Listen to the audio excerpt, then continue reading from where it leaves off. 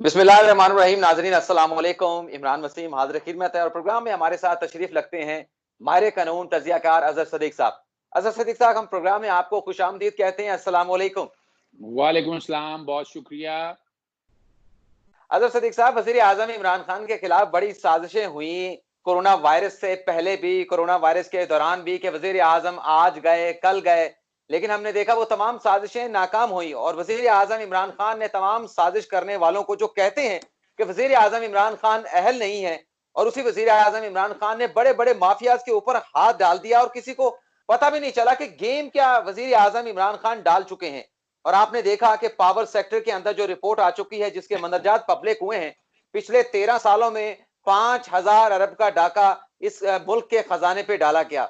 और इसके साथ साथ जो कर्जा माफी कमीशन बनाया गया था, उसकी जो रिपोर्ट आ चुकी है कि 24,000 अरब में से 450 अरब रुपए ऐसे हैं जो प्राइवेट अकाउंट्स में गए हैं। तो आप इस बारे में क्या कहते हैं कि एक तरफ तो वो लोग हैं जो साजिशें कर रहे हैं, रोज तारीखें दे रहे हैं कि वजीर आजम इमरान खान आज गए, कल गए, दूसरी तरफ वजीर आजम इमरान खान बड़े चुपके के साथ बड़ी बड़ी वारदातें या बड़े बड़े काम डाल रहे हैं। इस पर आप क्या कहते हैं? बहुत शुक्रिया इमरान। जरा बात जरा समझने वाली, जरा सिंपल सी वो ये क्या है कि आपने जो टॉपिक छेड़ा है ना, आपने इमरान खान साहब के बारे में एक जो लफ्ज मैं स्टार्ट से ही मैं कह दूं कि मैंने इस दस्त की स्याही में मुझे भी बड़ा अरसा हो गया है। पाकिस्तान को वजीर आजम से बढ़ के एक स्टेट्समैन मिल गया है। लीडर हैं वो, लीडर में मुझे कोई एतराज नहीं है। मैं हमेशा से ढूंढता हूं एक स्टेट्समैन की जरूरत है। और स्टेट्समैन कैसे है? जिसे अपनी जात से कोई कंसर्न नहीं, जिसके लिए मुल्क अहम है, जिसके लिए अपनी जात अहम नहीं, जिसके अपने लिए दोस्त अहम नहीं। हमने जहांगीर तरीन के बारे में आप कह रहे हैं, आप हजारा कोई तस्वर ये कर सकता था कि अगर नवाज शरीफ या पीपल्स पार्टी के लोग या होते तो वो ऐसे लोगों को खोते? इमरान खान ने ये साबित किया कि नहीं, मेरे लिए शख्सियत अहम नहीं है, मेरे लिए मुल्क अहम। हर एक को एतराज होगा। तो इसीलिए मैं कहता हूं, और वो देखें, बड़ी बातें होती रही। मुझे भी शुरू में लोग पूछते थे, तो मैं कह रहा था कि देखिए, मुझे बड़ा यकीन है इस कॉन्टेक्स्ट में, जो लोग साथ आए, जब ये पैसे बनाएंगे, कमाएंगे, फिर देखेंगे। अभी ये हुकूमत एक चलाने का तरीकाकार है, आपको इलेक्टेबल चाहिए होते हैं। और अब आप अंदाजा लगाएं कि अगर आपको गवर्नमेंट बनाने के लिए, प्रॉब्लम ही यहाँ ये है। मेरी बार में देख लें आप, मैं बहुत ईमानदार हूंगा, तो मैं जब तक बरादरियों को नहीं मिलाऊंगा, इन्वेस्टमेंट नहीं करूंगा, मैं तो इलेक्शन ही नहीं जीत सकता। ये सिस्टम में एक प्रॉब्लम है। और यही मतलब वजह एक थी कि ये मर्तबा हुआ। करके दिखाना है, एक मर्तबा करके दिखाना है। जब आप करके दिखाएंगे तो फिर लोग खुद आएंगे आपके पास, एतमाद करेंगे आप। बिल्कुल ऐसा ही, बिल्कुल ऐसा ही है। यानी जब तक मैं उस कुर्सी पे नहीं पहुंचता, अब कुर्सी पे कोई नाजायज तरीका तो नहीं इख्तियार किया उन्होंने, लेकिन वजह यह है कि पहली दफा तमाम हमारे सिक्योरिटी इदारे, एजेंसीज और सारे एक पेज पे हैं। ये गलत फहमियां किसी की एक पेज पे नहीं है। एक पेज पे हैं तो ये मुल्क चल रहा है। और ये मुल्क इसलिए चल रहा है, यहाँ वो लड़ाइयां नहीं हो रही। यहाँ कहाँ गया वो सिरिल अल्मेडा, और कहाँ गया वो सारी बातें करने वाली जो बैठ के अपना खलाई मखलूक डूब मरना चाहिए था ऐसे लोगों को बैठ के, कि जो बातें ये करते रहते। हर एक को पता है कि जो लायंस मूवमेंट चली, उस लायंस मूवमेंट के बाद हालात और वाकयात क्या थे। 18वीं तरमीम में जिक्र कर चुका हूं पहले। और दूसरा, जहां ये देखें, ये 18वीं तरमीम के मुहरकात हैं कि इस्तवाई करनी थी, और इमरान खान ने आते किसी को समझ ही कोई नहीं है। वो इमरान ने ऐसे बुला दिया कमेटी, ऐसे इंक्वायरी शुरू कर दी है, कर्जों की इंक्वायरी, आईपीपीएस के हवाले से। ये छोटा है, बहुत बड़े बड़े माफिया, ये वो माफिया है, चीनी और शुगर माफिया, वो लोग हैं जो गवर्नमेंट बनाते और गवर्नमेंट तोड़ते रहे हैं। आप अंदाजा लगाएं सारे माफिया को। और आपने पै दर पे वो रिपोर्टें देखी, जब इमरान खान के तोड़ने के हवाले से, गिराने के हवाले से साजिशें चल रही थी। मौलाना फजलुर रहमान जो पता नहीं क्या बातें करते थे, नवाज शरीफ, पीपल्स पार्टी, सारों ने कोशिशें करके देख ली, धरने हो गए, सारी चीजों को। लेकिन इनकी तो प्लानिंग थी, जो अपोजिशन में जमाते हैं, इनकी तो प्लानिंग थी कि हमने मार्च तक इमरान खान को इक्तदार से बाहर कर देना, लेकिन ये हर साजिश एक एक करके नाकाम हो गई। और अल्लाह ताला के ने बड़ी अच्छा, रहमत की इस हुकूमत के ऊपर। और उसके साथ साथ ये भी बताएं कि इतने बड़े माफियाज के ऊपर इमरान खान ने एक ही वार के अंदर या एक ही कदम के अंदर हाथ डाल दिया है, तो कैसे कामयाब होगा ये माफिया? तो चलने नहीं देगा इमरान खान को फिर इस तरह से। अच्छा देखिए, मैं एक छोटी सी मिसाल आपके सामने रख दूं। दीने हम, अगर आप हाकमी तलाब का कॉन्सेप्ट पढ़ लें, अगर देखिए, असल तो अल्टीमेटली तो पावर तो रबे पाक के पास है। आगे बिल्कुल वो बिल्कुल। कानून, हुकूमत वक्त चलाने के लिए मुंतखब की इसको जाता है, लेकिन हुक्मरानी रब पाक के कॉन्टेक्स्ट में। फिर आईन पाकिस्तान को देख लें, हम आर्टिकल 2A पढ़ लें, 2 पढ़ लें, आर्टिकल वहां से प्रीएम्बल देख लें आप, तो ये कॉन्सेप्ट बड़ा क्लियर है। ऑब्जेक्टिव रेजोल्यूशन देख लें, बड़ी साजिशें हुई हैं। यहाँ याद रखना हमें पड़ेगा, पाकिस्तान उन ममालिक में से हैं जो कोरोना वायरस के बारे में बड़ी बातें होती रही है। हमारे पास तो ना सेहत थी, ना हमारे पास पैसे थे। लॉकडाउन करने की पूरी कोशिश की, हर एक ने देखा कितनी हद तक हम लॉकडाउन कर सके, लेकिन रब्बे पाक की एक बड़ी खास करम नवाजी रही। फिर मार्च में जो आना था, मैं मार्च में ये नहीं कह रहा, फैसले करने वाली रब्बे सब की जात है। देखिए एक बात जो आप समझ नहीं रहे, ये इन तमाम लोगों के लिए है, समझ लें। मैं फैसले करने वाली तो रब की जात है, आखिरी फैसला तो उसी जात का होता है, लेकिन साजिशें करने वाले कौन है? वो साजिशें करने वाले बेनकाब, एक बात समझ लीजिएगा, देखिए दो चीजों पे कोई कंप्रोमाइज नहीं हो सकता और ना होना चाहिए, एक मुल्क पे और एक दीन पे। आप अगर देखा जाए, इलेक्शन एक्ट के अंदर जो तरमीम करके हल्फनामा तब्दील करने की साजिश की थी, फिर इस मुल्क के हवाले से फौज को और बाकी लोगों को, जिस तरह इदारों को मलाइन करने की कोशिश की थी, नवाज शरीफ वाले लोगों ने की थी ना सारी, आज कहां खड़े हैं? आज मौलाना फजल रहमान से सलीम साहब पूछता था कि ये इलेक्शन एक्ट में क्या हुआ, वो चुप हो गया। तो रब्बे पाक की जो जात है, अगर आप उठाकर देख लें, 850 साल पहले नेमत शाह वली ने कह दिया था, गजवाए हिंद की बिशारत दी थी, फौज को यहाँ कुछ नहीं होने लगा। याद रख लीजिएगा, ये वो फौज है, लड़ना गजवाए हिंद मैंने और आपने नहीं लड़ना है, ये इस फौज ने लड़ना है और इन्होंने आगे आगे लड़ना है। और ये सारे हालात और वाकयात आपको पूरी दुनिया के अंदर, इमरान खान है आज यूएनओ, आप जरा सोचो सही, कभी हो सकता है यूएनओ का सेक्रेटरी जनरल इमरान की जुबान बोलेगा?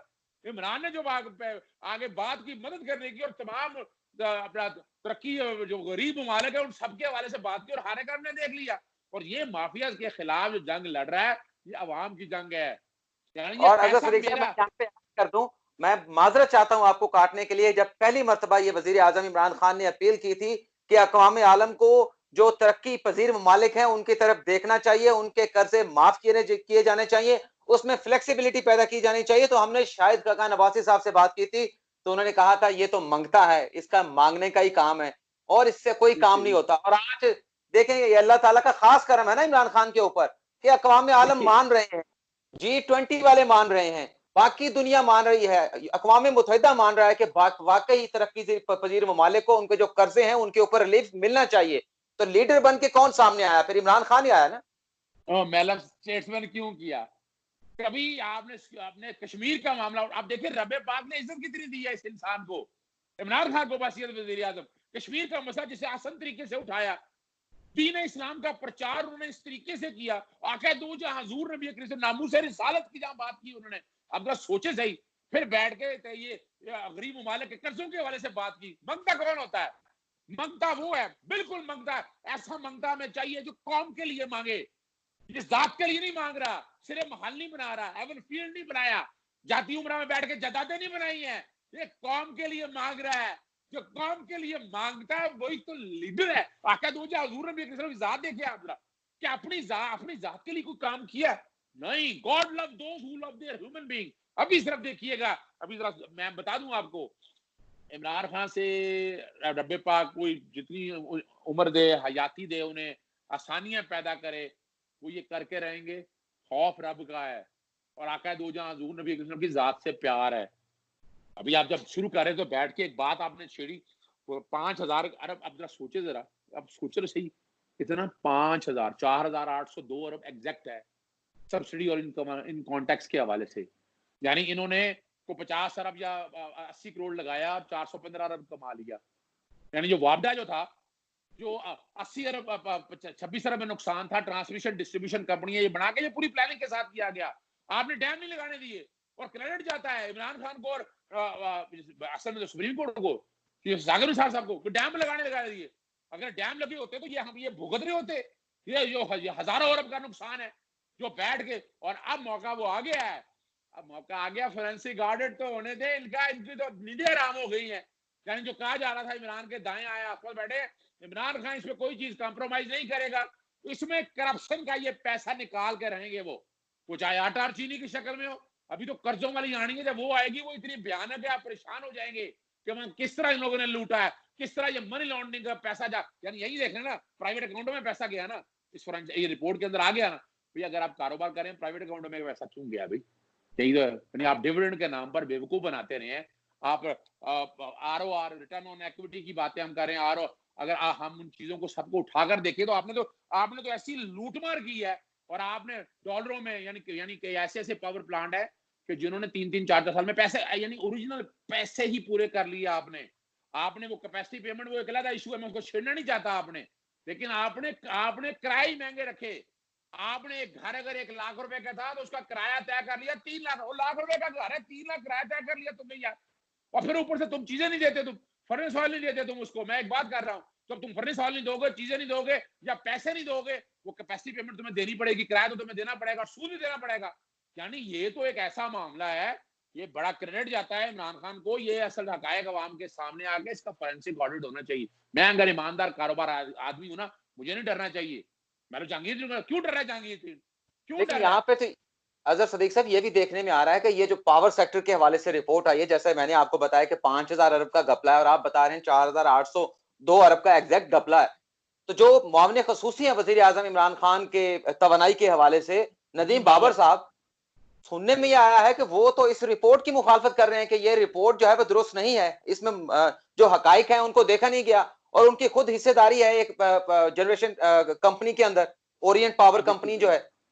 देखिए एक बात तो सच है, हकीकत है, डरना नहीं चाहिए नदीम बाबर साहब को। नदीम बाबर साहब ऐसे दोस्त है हमारे भी, लेकिन वो ये आपकी जितनी पावर जनरेशन ये कंपनी है ना, ये वाली सारी जो बिजली पैदा कर रहे हैं, उन सबके वो कंसल्टेंट भी हैं, किसी ना किसी कॉन्टैक्ट में उनके ताल्लुकात भी हैं अपनी जगह। उन्हें घबराना और डरना नहीं चाहिए, बाय दी बुक जाना है। और देखिए, मैं फर्ज करें मैं एक कॉन्ट्रैक्ट भी कर लूं और ये नेशनल इंटरेस्ट का कॉन्ट्रैक्ट है, एक चीज रुपए की है, मैं अगर 10 रुपए की ले लूंगा तो ये कॉन्ट्रैक्ट वाइड होगा। तो जो कॉन्ट्रैक्ट में लीगल टर्मिनोलॉजी में खेलना चाहते हैं ना, तो ये टर्मिनोलॉजी इतना आसान नहीं होगी। इसे कहते हैं लूटना, इसे कहते हैं फ्रॉड करना। और आइन के आर्टिकल 3 की इंटरप्रिटेशन आनी है। अब आपको मैं बता दूं, आपको पता 3 क्या है? एक्सप्लॉयटेशन। एक्सप्लॉयटेशन होती रही है, यानी मैं गरीब आदमी हूं, मैंने एक 10 रुपए की बिजली लेनी थी, मैं 10,000 बिल देता रहा हूं मैं, और ये इल्जाम आता रहा इमरान ने बिजली पैदा कर दी। इमरान ने क्या करनी थी?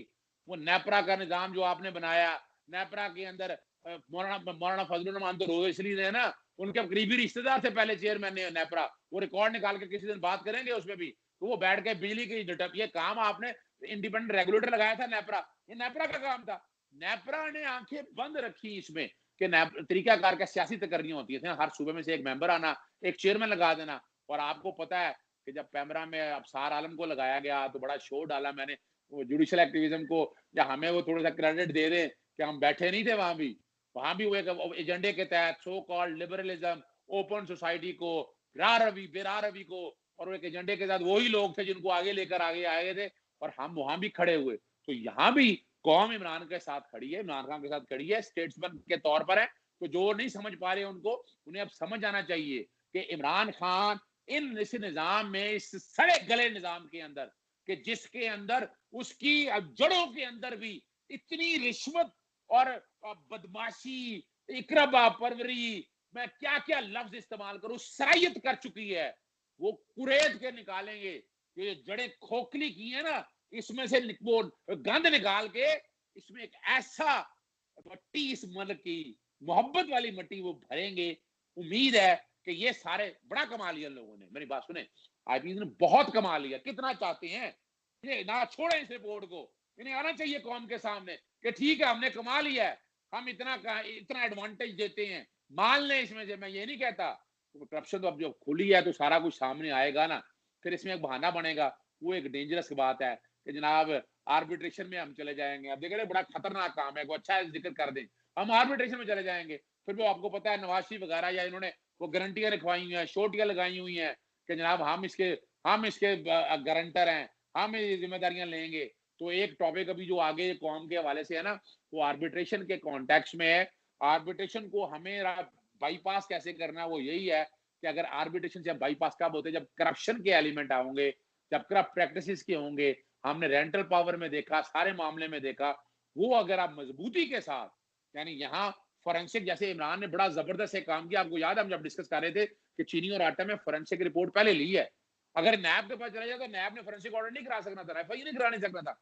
इनमें भी पहले फोरेंसिक रिपोर्टें आने के बाद जाया जाए, फिर वो देखिएगा, फिर उसमें सजाएं भी होंगी, फिर वो प्ली बार्गेन भी होगी, वॉलंटरी रिटर्न भी होगी, और अरबों रुपया जो आप सोचे ना कर्जों का, इमरान तो कर्जों में माफी के लिए जिस तरह लेकर चल रहा है, उम्मीद है रीशेड्यूल भी होंगे, जो जिम्मेदारियां पड़ी हैं वो भी होंगी, तो इधर से भी पैसे आपको आने हैं, और ये भी वो हजारों अरब के करीब तो हैं। वैसे भी कहते हैं कि कोरोना वायरस ठीक है, एक वबा है, आजमाइश है, लेकिन हर आजमाइश के अंदर अल्लाह ताला एक अपॉर्चुनिटी आपके लिए जरूर पैदा करता है। तो हमें भी उम्मीद रखनी चाहिए अल्लाह ताला के लिए, इंशाल्लाह बेहतरी होगी। अभी थोड़ी सी आजमाइश है, इम्तिहान की घड़ी है, लेकिन जैसे ये इम्तिहान खत्म होगा तो हालात इंशाल्लाह बेहतरी की तरफ जाएंगे। तो बहुत बहुत शुक्रिया आजर सदीक साहब, और नाजरीन से भी इजाजत चाहते हैं, अगले प्रोग्राम में फिर मुलाकात होगी।